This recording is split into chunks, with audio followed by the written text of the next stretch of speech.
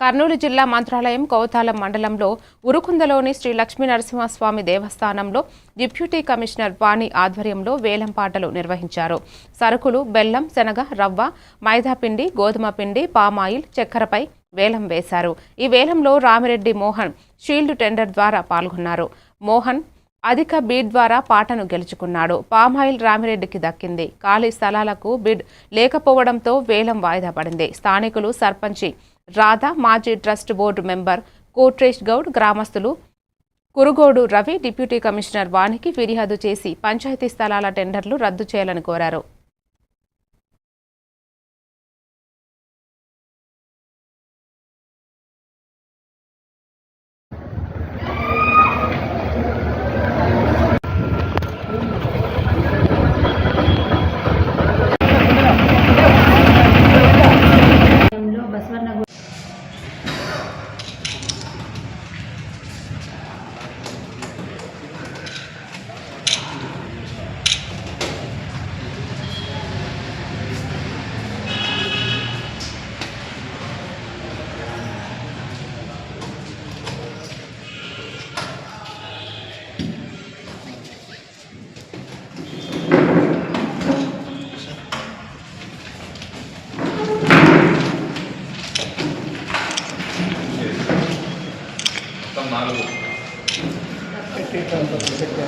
ఇలా చూపి ఓపెన్ చేయి.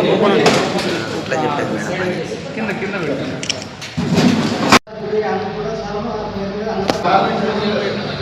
సామాన్యులు అంత జీతాలు తీసుకొని ఏదో 4 రూపాయలు